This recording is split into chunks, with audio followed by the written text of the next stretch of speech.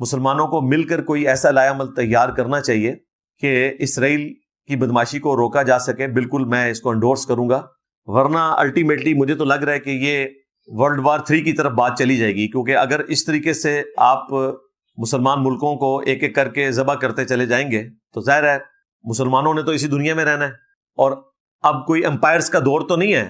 یہ تو بالکل نہیں ہونا کہ اسرائیل نے آ کر ایران پہ قبضہ کر لینا ہے, ایسا بالکل نہیں ہونا.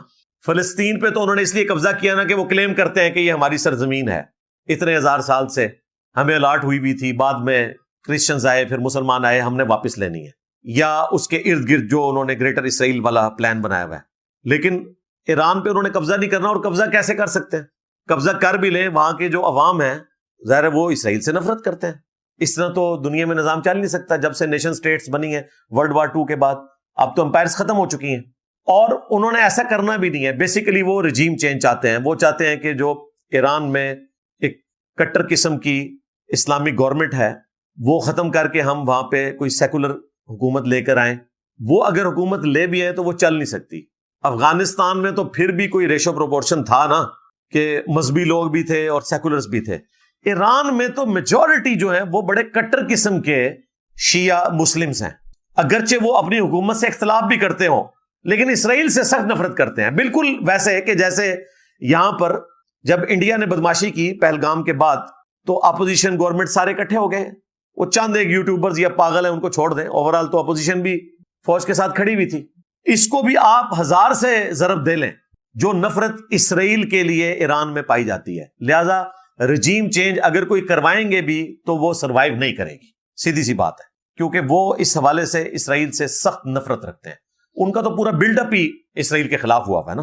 جس طرح پاکستانی فوج کی پوری ٹریننگ جو ہے وہ انڈیا کے خلاف ہوئی ہوتی ہے, انڈیا کے بارے میں زیرو ٹالرنس ہے, اس طرح وہاں پہ ان کی پوری نیشن کا بلڈ اپ اسرائیل کے خلاف ہوا ہے. اس میں کچھ انہوں نے خوابوں کی دنیا میں بھی رکھا ہوا ہے, لیکن اوورال انہوں نے اپنی عوام کو فلسطینیوں کی جو مظلومیت ہے اس کو پازیٹیو یوز کرتے ہوئے اسرائیل کے خلاف کیا ہوا ہے, اس میں کوئی شک نہیں ہے. لہٰذا ان کا یہ مسئلہ حل ہونے والا نہیں ہے اس حوالے سے کہ کوئی رجیم چینج کروا لیں گے. وہ اس وقت انٹرنیشنل پالیٹکس بھی انوالو ہے, یہ ذہن میں رکھیے گا. صرف یہ اسلام والا ایشو نہیں ہے, انٹرنیشنل پالیٹکس بھی انوالو ہے. چونکہ ایران چائنا اور رشیا کا پارٹنر ہے, اس وجہ سے امریکہ کی آنکھوں میں کھٹکتا ہے اور اسرائیل کو انہوں نے ہلا شیری دی ہوئی ہے. سیدھی سی بات ہے.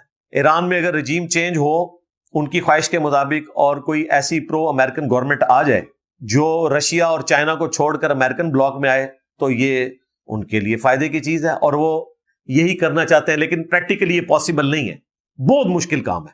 اگر کسی جعلی طریقے سے اس طرح کا کوئی معاملہ کیا بھی گیا تو وہ سسٹین نہیں کرے گا, کیونکہ وہاں کے عوام جو ہیں پاکستان کی طرح کوئی ڈیوائیڈڈ نہیں ہے پولیٹیکلی, نہ مذہبی طور پر.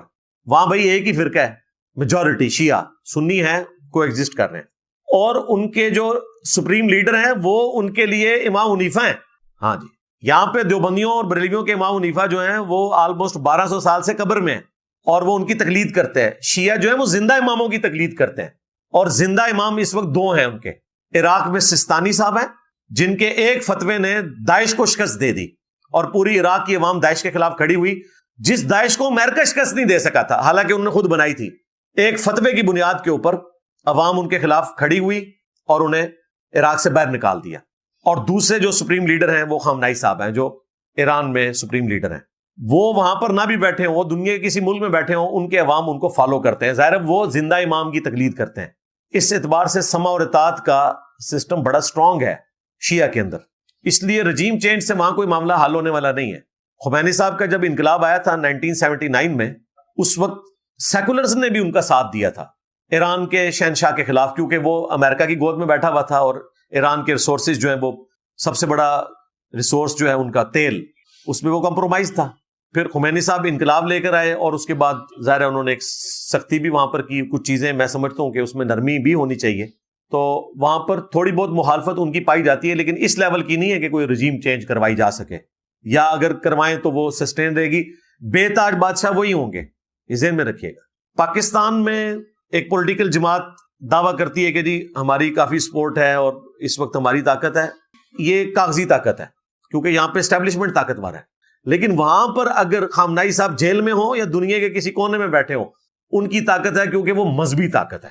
میں نے بتایا نا وہ امام حنیفہ ہے ان کے لیے, اور آپ سمجھ لیں بریلویوں کے لیے شیخ عبد القادر جیلانی جس طرح قبر سے باہر نکل آئے تو کسی کی پیری مریدی چل سکتی ہے دنیا میں, تو اس طرح ان کے لیے وہ خامنائی صاحب ہے یا سستانی صاحب ہے.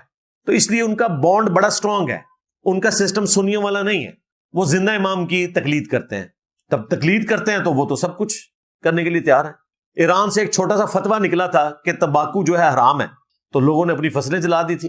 اتنا سٹرونگ سسٹم ہے ان کا, تو وہ اپنے اس معاملے میں اتنے سٹرونگ ہے کہ رجیم چینج سے بھی کوئی فرق نہیں پڑنا, آرڈر پھر بھی خامنائی صاحب کا ہی چلے گا, سیدھی سی بات ہے.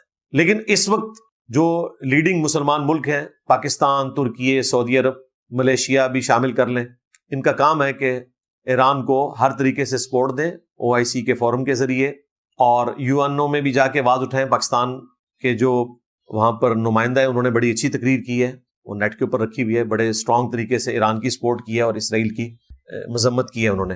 اور اس وقت پوری دنیا کے مسلمان ظاہر ہے تکلیف میں ہیں کہ چند ایک جو اسلامی کنٹریز جن کو ہم سمجھتے ہیں کہ دفاعی اعتبار سے وہ سٹرونگ ہیں, ان میں ٹاپ کے 3 ملکوں میں ایران آتا ہے. اس کے باوجود ان کی سیکیورٹی کا اس طریقے سے فیل ہو جانا, اور ان کے آرمی چیف کا شہید ہونا, نیوکلیئر سائنٹسٹ کا شہید ہونا, اور سائٹس کا تباہ ہونا, پوری دنیا کے مسلمانوں کے لیے ایک تکلیف دہ چیز ہے.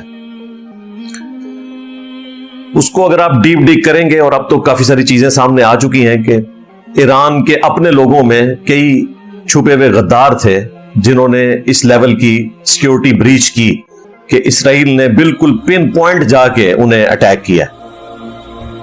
مثلا ان میں سے ایک شخص اگر کسی اپارٹمنٹ میں 4تھی یا 5ویں منزل کے کسی کمرے میں سویا ہوا تھا تو ایگزیکٹلی اسی جگہ پہ جا کے ان کے میزائل نے اس کو ہٹ کیا. تو اتنی پن پوائنٹ ایکوریسی اسی صورت میں ممکن ہے جبکہ سیکیورٹی بریچ ہوئی ہو, اور یقیناً اندر سارے غدار موجود ہیں. مسلمانوں کو ہمیشہ غداروں کی وجہ سے ہی نقصان اٹھانا پڑا.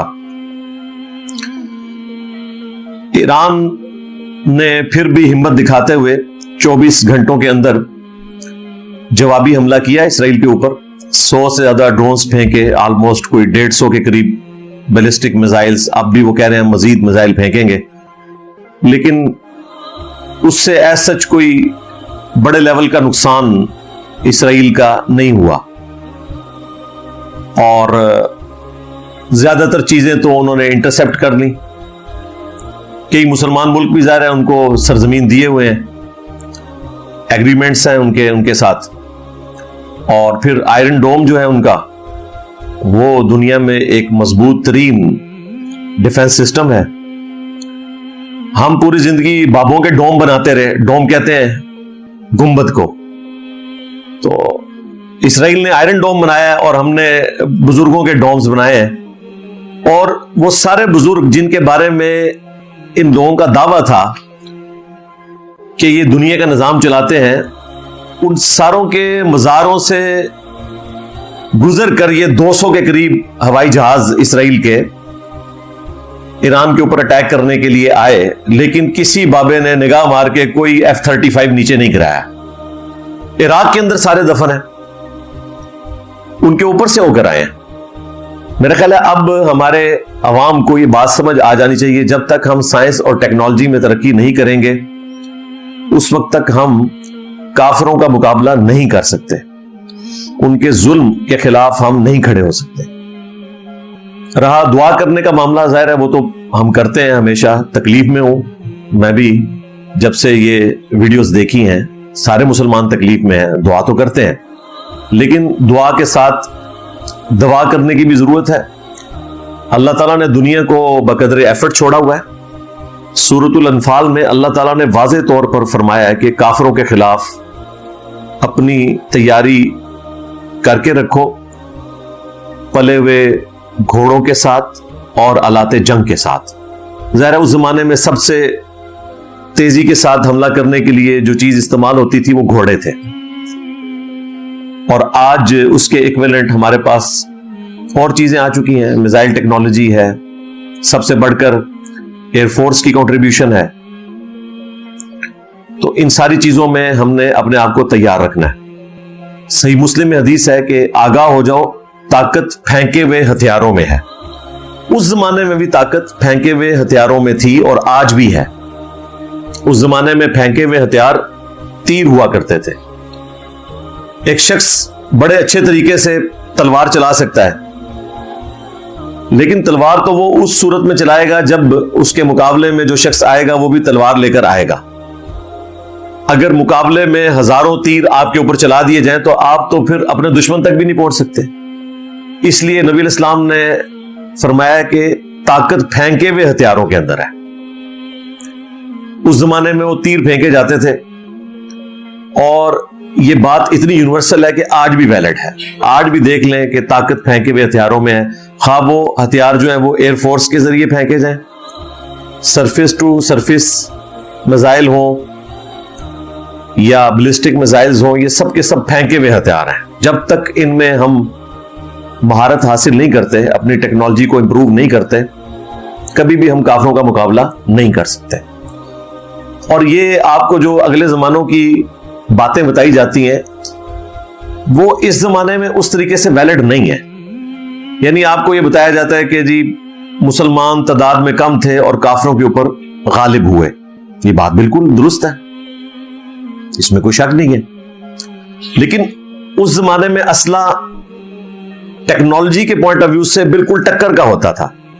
اگر سیدنا خالد ابن ولید رضی اللہ تعالیٰ عنہ یہاں سے ایک تلوار لے کر نکلے ہیں نا، تو سامنے سے رومن جنرل بھی ایک تلوار لے کر سامنے آتا تھا اور پہلے اس طریقے سے 1-to-1 لڑائی ہوتی تھی اور اس کے بعد پھر اوپن جنگ ہوتی تھی. یہ نہیں ہوتا تھا کہ سامنے سے جو ان کا جنرل ہے وہ کلاشنکوف لے کر آ جائے. ورنہ مجھے بتائیں اگر ایک شخص کلاشنکوف لے کر آ جائے اور سامنے 1000 تلوار والے بھی کھڑے ہوں تو ان کا مقابلہ نہیں کر سکتے. تو اسلحہ برابر کا تھا، تعداد کی کمی ضرور ہوتی تھی.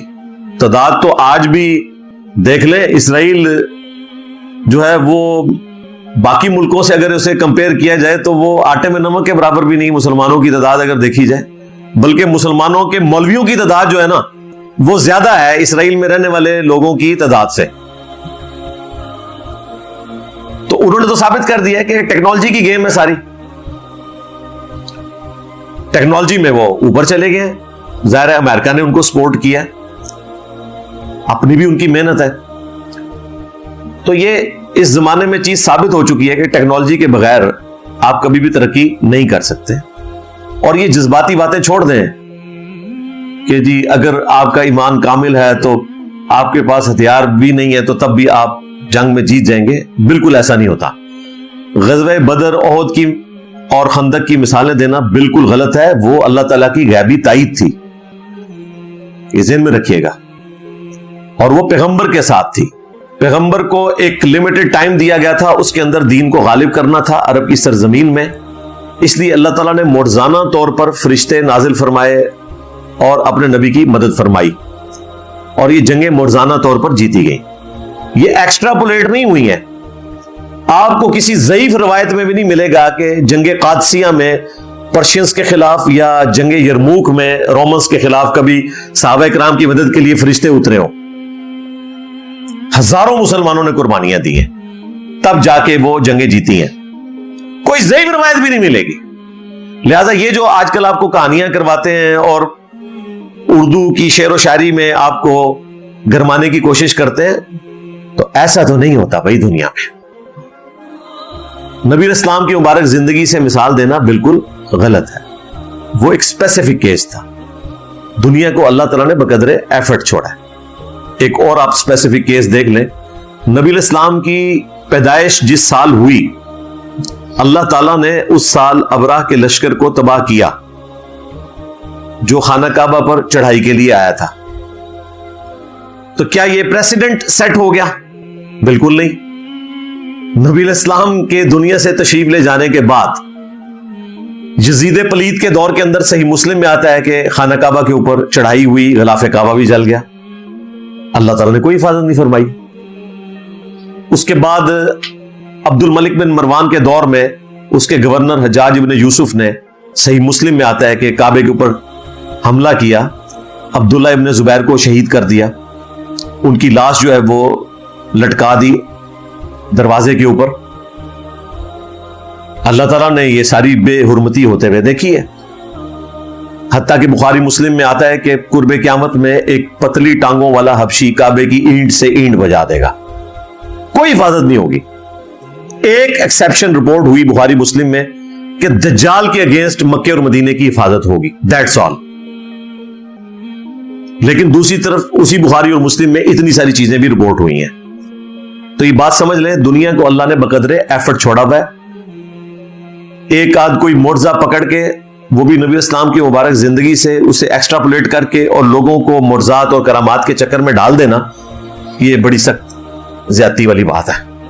ابھی دیکھ لیں, حال ہی میں آپ کے وہ سارے پول کھل گئے. وہ لیبیا میں ایک مسافر کی سٹوری عام ہوئی, واللہ عالم ہمیں کوئی پتہ نہیں ہے کہ اس کے پیچھے کیا حقیقت ہے. وہ اس مسافر اور پائلٹ کی ملی بھگت ہے یا واقعی اوریجنل ہے, ہمارے پاس تو کوئی انسٹرومنٹ نہیں چیک کرنے کا, کیونکہ وہ پائلٹ جو تھوڑی دیر پہلے تک تو اس کو بٹھانے کے لیے تیار نہیں تھا, ایک دفعہ جہاز واپس آیا اس کے ساتھ تصویریں کھنچوا رہا ہے. تو ایسی کون سی چینج آ گئی ہے, واللہ عالم, ہمیں نہیں پتا.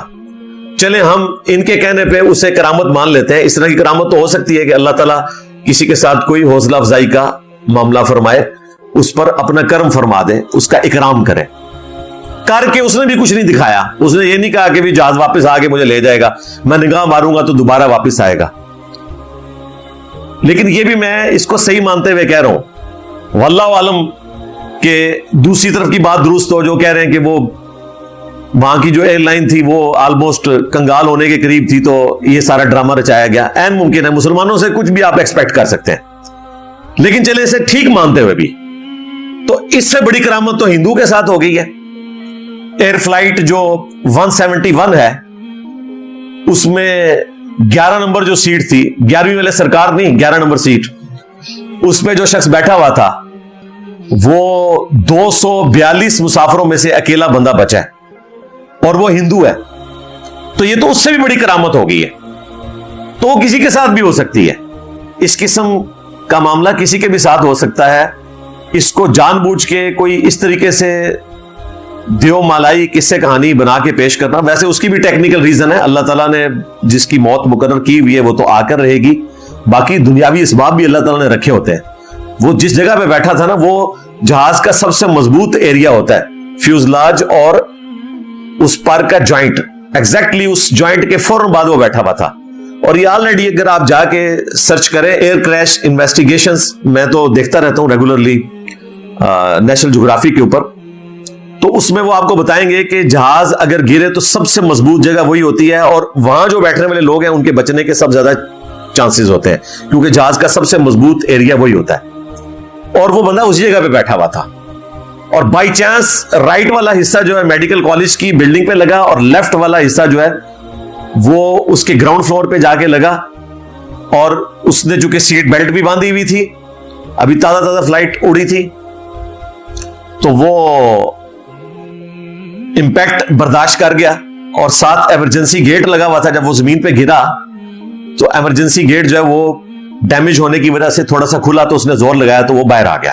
بعض لوگ کہہ رہے ہیں اس نے اوپر سے چھلانگ ماری, اوپر سے چھلانگ ماری ہوتی وہی نہ بچتا, وہ زمین پہ پہنچا ہے, امپیکٹ بھی ہوا ہے, بس وہ چند سیکنڈز کی گیم تھی, وہ باہر نکلے اور پیچھے آگ لگ گئی. یہ ظاہر اتنا فیول تھا, تو بہرحال اللہ تعالیٰ نے بچا لیا.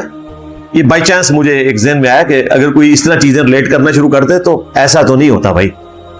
صلاح الدین ایوبی کے اوپر جو فلم بنائی ہے قطر والوں نے, کافی پرانی وہ فلم ہے, انگلش میں اور اردو ڈبنگ کے ساتھ بھی اویلیبل ہے.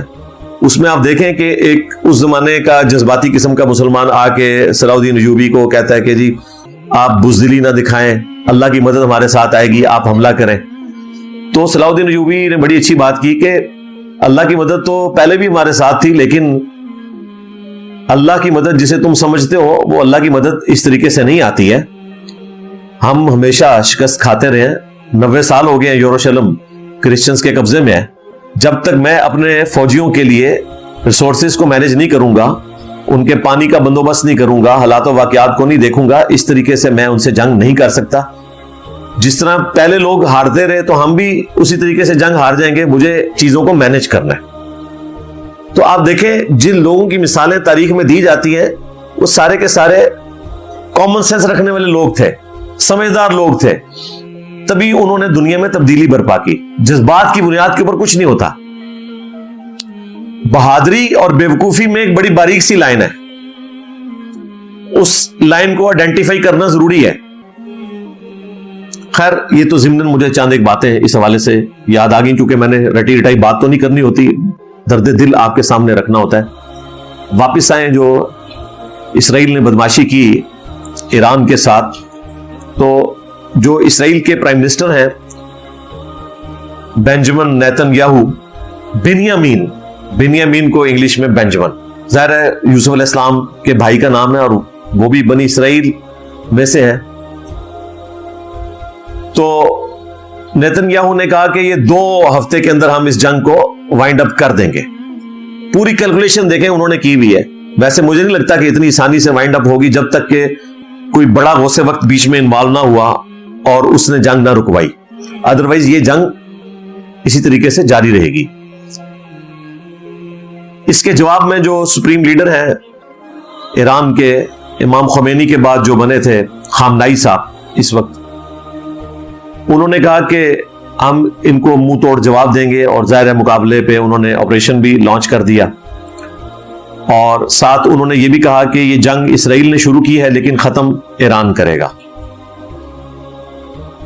اپنی قوم کا, مسلمانوں کا مورائل بلند کرنے کے لیے ظاہر ہے لیڈرز کو اسی قسم کی گفتگو کرنی چاہیے, لیکن پریکٹیکلی مجھے نہیں نظر آتا کہ ایران میں اتنی تڑ ہے کہ وہ اسرائیل کو تباہ و برباد کر سکے. ایران کے پاس مجھے نہیں لگتا کہ نیوکلیئر ویپن موجود ہے. یہ پوری ورکنگ کرنے کے بعد اسرائیل نے امریکہ کی ہلہ شیری کے اوپر ایکٹیویٹی پرفارم کی ہے. ادروائز اگر انہیں اس چیز کی کوئی انفارمیشن اس حوالے سے ہوتی تو وہ کبھی بھی اس طرح کی ایکٹیویٹی پرفارم نہ کرتے, پوری ورکنگ کرتے ہیں. اب جو دنیا میں 5 بڑے ورلڈ چیمپئنز ہیں ورلڈ وار 2 کے بعد جنہوں نے دنیا کا نظم سنبھالا ہوا ہے, ویسے دیکھنے کو تو ہمیں آزادی دی ہوئی ہے انہوں نے, لیکن اوورآل پوری دنیا کے نظم کو وہی دیکھتے ہیں. ظاہر ہے انہوں نے ارن کیا ایسے. اس کے بعد تو کوئی ایسی بڑی جنگ نہیں ہوئی کہ جس میں مسلمانوں نے کافروں کو شکست دے کر بڑے لیول کے اوپر کوئی کامیابی حاصل کی ہو. تو وہ جو بڑے 5 ملک ہیں ان میں سے جو ان کا سب سے بڑا لیڈر ہے امریکہ, وہ تو کلیئر کٹ اسرائیل کی سپورٹ کر رہا ہے. آپ دیکھیں کہ جنگ سے چند دن پہلے تک جو پریزیڈنٹ ٹرمپ تھے ان کے بیانات کیا آ رہے تھے, اور ڈیل کی گفتگو ہو رہی تھی ایران کے ساتھ, اور کافی سارے سیشنز ہو بھی چکے تھے. اس میں بالکل شائبہ نہیں تھا کہ کوئی اس قسم کا اٹیک ہوگا. جیسے ہی اٹیک ہوا ہے تو اب پریزیڈنٹ ٹرمپ جو ہے انہوں نے دھمکیاں دینی شروع کر دی ہیں. انہوں نے کہا ہم نے تو اسرائیل کو ایڈوانس قسم کا اسلحہ دیا ہوا ہے, ان کو چلانا بھی آتا ہے, اور آپ لوگ مقابلہ نہیں کر سکیں گے, لہٰذا آپ ہمارے ساتھ ڈیل کریں. اور پھر ساتھ وہ یہ کہہ رہے ہیں کہ جی ہم اس جنگ میں انوالو نہیں ہیں, یہ اسرائیلی جنگ اپنی لے کر چل رہے ہیں. ایک طرف اسے سپورٹ بھی کر رہے ہیں, اسلحہ بھی دے رہے ہیں, اور دوسری طرف یہ بھی کہہ رہے ہیں کہ ہم انوالو نہیں ہیں. اور پھر ایران کو یہ دھمکی لگا رہے ہیں کہ اگر آپ نے ہمارے کسی بحری بیڑے کے اوپر اٹیک کیا یا ہماری کسی ملٹری انسٹالیشن کے اوپر, عراق میں, قطر میں, ہر جگہ ظاہر ہے امریکہ نے اپنے پنجے گاڑے ہوئے ہیں, ورلڈ چیمپئن جو ہیں وہ, تو اگر آپ نے کہیں اٹیک کیا تو پھر امریکہ بھی اس جنگ میں کود پڑے گا. اور ظاہر ہے اگر اس طرح کی کوئی صورتحال بنی پھر تو ایران بیچارہ کیا کر سکتا ہے, سارے مسلمان ملک مل کے بھی کچھ نہیں کر سکتے. ظاہر ہے جب امریکہ حملہ کرے گا تو پھر 32 نیٹو کے ملک بھی اس میں شامل ہوں گے, اس میں 2 مسلمان ملک بھی ہیں, ترکیے بھی اور البانیہ بھی. اللہ نہ کرے کہ اس طرح کا کوئی معاملہ ہونے جائے. تو امریکہ کی تو صورتحال بالکل واضح ہے کہ وہ اسرائیل کی سپورٹ پہ کھڑا ہوا ہے. یو کے اور فرانس کھل کے حمایت نہیں کر رہے, لیکن پیچھے سے وہ بھی ان کے ساتھ ہے. اگرچہ وہ اوپر سے بیان دے رہے ہیں کہ جنگ بہت آگے نہیں جانی چاہیے. جنگ آگے نہ جائے اس سے مراد ان کا یہ ہوتا ہے کہ ایران جواب نہ دے, آپ صرف مار کھا لیں اور اسرائیل کو اپنا غصہ نکالنے دیں, آپ جواب نہ دیں. اس کو وہ کہتے ہیں کہ ڈی ایسکلیٹ کریں, آپ جنگ کی حدت آگے نہ بڑھے. دو ہی ملک ہیں پیچھے بچتے ہیں، ایک چائنا اور دوسرا رشیا، جنہوں نے جنگ کی مخالفت کی ہے اور ثالثی کی پیشکش بھی کی ہے، لیکن اس طرح کھل کر انہوں نے ایران کا ساتھ دینے کی بات بالکل نہیں کی۔ اندر خانے ہو سکتا ہے مدد کریں، لیکن کھل کر وہ سامنے نہیں آئے، مخالفت ضرور کی ہے۔ لیکن اس وقت مسلمان ملکوں کی ذمہ داری ہے، خصوصاً OIC کی، جو پریکٹیکلی OIC بنی ہوئی ہے، اور عرب لیگ، اس میں بھی جو سعودی عرب ہے اس کا بڑا کردار ہونا چاہیے۔ سعودی عرب نے پہلی دفعہ ایران کی حمایت کی ہے، اس حوالے سے سلوٹ ہے ان کو۔ ترکی نے بھی مخالفت کی اسرائیل کی۔ پاکستان نے تو سب سے زیادہ سٹرونگ الفاظ میں UNO میں اسرائیل کی مذمت کی ہے، اور پاکستان کی جو نیشنل اسمبلی کے اسپیکر ہیں ایاز صادق صاحب، کمال جرت انہوں نے دکھائی ہے۔ جب وہ PTI کے ایک لیڈر تقریر کرنے کے لیے کھڑے ہوئے تو اس میں انہوں نے جب گفتگو میں کوئی لفظ اس طرح کا استعمال کیا تو انہوں نے ادھر ہی کہا، انہوں نے کہا ہم اسرائیل کو ریاست بھی نہیں مانتے، ریاست کا لفظ بھی ان کے لیے یوز نہ کریں۔ اور حقیقتاً ظاہر ہے پاکستان تو اسرائیل کو اس وقت تک ریاست تسلیم نہیں کرے گا جب تک کہ وہ انڈیپینڈنٹ فلسطین کو بھی پیرلل میں ایک ریاست نہیں دیتا۔ ہم 2 اسٹیٹ سولوشن کو صحیح سمجھتے ہیں، ظاہر ہے گیون سرکمسٹانسز میں۔ اب تو اسرائیل اس سے بھی پیچھے ہٹ چکا ہے، اسی لیے پاکستان کے پاسپورٹ کے اوپر یہ لکھا ہوتا ہے کہ یہ پاسپورٹ اسرائیل کے علاوہ کسی بھی ملک کے لیے ویلڈ ہے۔ اسرائیل آپ پاکستان کے پاسپورٹ پہ سفر نہیں کر سکتے۔ لیکن یہاں جو بیٹھے ہوئے لوگ ہیں، جو لوگوں کو کہتے ہیں ہم اسرائیل جانا چاہتے ہیں، ان کے اپنے پاسپورٹ نیدرلینڈ کے نکلے ہیں، وہ جا سکتے ہیں، ان کے لیے کوئی ممانعت والا معاملہ نہیں ہے، کہانی کروانا چھوڑ دیں وہ۔ تو پاکستان کی پارلیمنٹ میں بھی ظاہر ہے اپوزیشن ہو، گورنمنٹ ہو، ہماری اسٹیبلشمنٹ ہو، سب کے سب لوگ ایران کی حمایت میں کھڑے ہیں اور اسرائیل سے اس حوالے سے مخالفت کرتے ہیں کہ انہوں نے یہ دہشت گردی کی ایکٹیویٹی پرفارم کی ہے۔ لیکن چائنا اور رشیا جب تک زور نہیں لگائیں گے اسرائیل کا مقابلہ نہیں کیا جا سکتا، سیدھی سی بات ہے۔ آپ دیکھیں کہ ایک ایک کر کے کس طریقے سے وہ پہلے فلسطین کے اوپر اس نے ظلم کیا، پھر لبنان، یمن، عراق تو پہلے ہی تباہ کر چکے تھے یہ، اور اب بات ایران تک پہنچ چکی ہے۔ اور اس کے بعد پاکستان کا بھی نمبر ہے، یہ ذہن میں رکھیے گا۔ اور یہ میں بہت پہلے سے بات کر رہا ہوں کہ الٹیمیٹلی پاکستان تک انہوں نے پہنچنا ہے، راستے میں وہ سارا صفایا کرتے جا رہے ہیں۔ اور اگر کسی کو کوئی وہم تھا تو اپنے ڈیفنس منسٹر کی تقریر 2 دن پہلے کی سن لیں۔ ڈیفنس منسٹر پارلیمنٹ میں کھڑے ہو کر جو بات کر رہے ہیں وہ کوئی معمولی بات نہیں ہے، اور اس دور کے اندر جبکہ پاکستان کی آرمی اور پاکستان کی پولیٹیکل گورنمنٹ سیم پیج کے اوپر ہے۔ پہلے بھی یہ سیم پیج تھا، لیکن اس دفعہ والا جو سیم پیج ہے نا وہ سیم لائن ہے۔ تو خواجہ آصف صاحب نے جو کچھ بولا وہ بالکل فوج کی مرضی سے بولا ہے۔ 2 جملے انہوں نے بولے ہیں، اگر آپ ان کے اوپر غور کریں تو ہم اپنے مستقبل کو اس اعتبار سے فورسی کر سکتے ہیں۔ پہلا انہوں نے جملہ بولا کہ اگر آج ہم مسلمان ممالک اکٹھے نہ ہوئے تو ایک ایک کر کے سب کی باری آ جائے گی۔ اندازہ کریں، چوہے جتنا ملک ہے اسرائیل، اور دوسری طرف 2 ارب مسلمان، آلموسٹ کوئی 60 کے قریب اسلامک کنٹریز، اور وہ کہہ رہے ہیں ایک ایک کر کے سب کی باری آ جائے گی۔ یعنی ہم مانتے ہیں کہ ہم ان کا اس طریقے سے مقابلہ نہیں کر سکتے، کیونکہ اکیلا اسرائیل نہیں ہے نا، پیچھے سارے ان کے بڑے کھڑے ہوئے ہیں جنہوں نے ورلڈ وار 2 میں یہودیوں پر ہونے والے ظلم کا مداوع اس اعتبار سے کیا کہ وہ سارے یورپ سے یہودی اکٹھے کر کے تو فلسطین میں زبردستی انہوں نے بٹھا دیے۔ تو اس سٹیٹ کی گارنٹی پہ تو UK اور فرانس اور امریکہ ہیں، سیدھی سی بات ہے۔ رشیا اور چائنا کو اس حوالے سے کوئی انٹرسٹ نہیں ہے، لیکن وہ 3 ملک تو اس کے پیچھے کھڑے ہوئے، سیدھی سی بات ہے۔